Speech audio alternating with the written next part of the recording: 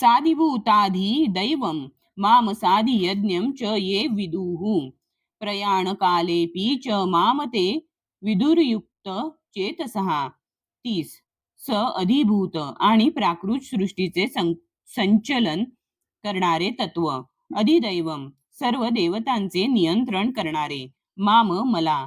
स अधियज्ञम आणि सर्व यज्ञांचा अधिष्ठाता. च सुद्धा.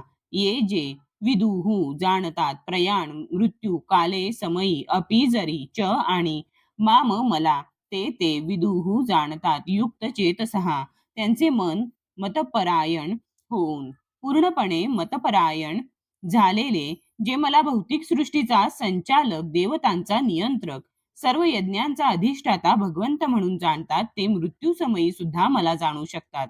तात्पर्य कृष्ण भावना भावित कर्म करणारे भगवंतांना पूर्णपणे जाणण्याच्या मार्गापासून कधीच विचलित होत नाहीत.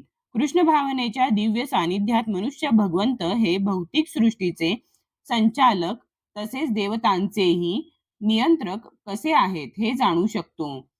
क्रमाक्रमाने अशा दिव्य सहवासामुळे मनुष्याची भगवंतांच्या ठायी दृढ निष्ठा निर्माण होते आणि मृत्यू समयी असा कृष्ण भावना भावित मनुष्य श्रीकृष्णांना कधीही विसरत नाही. म्हणून साहजिकच तो भगवत धाम गोलोक वृंदावनात प्रविष्ट होतो.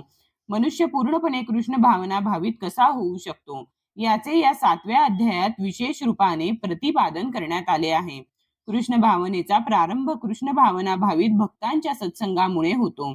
असाच सत्संग आध्यात्मिक असतो आणि त्या योगे मनुष्यांचा भगवंतांशी प्रत्यक्ष संबंध येतो आणि त्यांच्या कृपेने श्रीकृष्ण हेच पुरुषोत्तम भगवान असल्याचे तो जाणू शकतो. त्याच वेळी खऱ्या अर्थाने आपल्या स्वरूपस्थितीचे त्याला ज्ञान होते. तसेच जीवाला श्रीकृष्णांचे विस्मरण होऊन तो कसा प्राकृत क्रियांमध्ये गुंतला जातो हे समजते.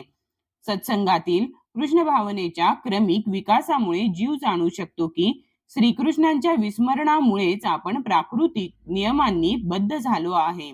कृष्ण भावनेची पुनःप्राप्ती करण्याकरिता मनुष्य जीवन म्हणजे एक सुसंधीच आहे आणि भगवंतांची अहेतुकी कृपा प्राप्त करण्याकरिता या संधीचा पुरेपूर उपयोग केला पाहिजे हे सुद्धा तो जाणू शकतो. या अध्यायात अनेक विषयांचे निरूपण करण्यात आले आहे. आर्त जिज्ञासू अर्थार्थी व्यक्तींचे तसेच ब्रह्मज्ञान परमात्म्याचे ज्ञान जन्म मृत्यू आणि जरा यातून मुक्तता आणि भगवंतांची आराधना.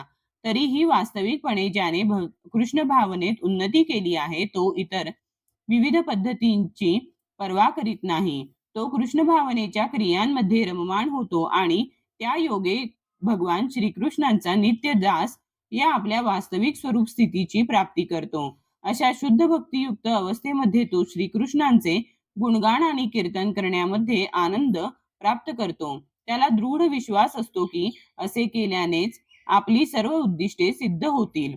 अशा दृढ विश्वासाला दृढ व्रत असे म्हटले जाते आणि भक्तियोग किंवा दिव्य प्रेममयी सेवेचा हाच आरंभ आहे. हाच सर्व शास्त्रांचा निर्णय आहे. भगवद्गीतेचा हा 7वा अध्याय म्हणजे त्या निश्चयात्मक किंवा दृढ विश्वासाचे सार आहे. या प्रकारे भगवद्गीतेच्या भगवत ज्ञान या 7व्या अध्यायावरील भक्ती वेदांत भाष्य संपन्न.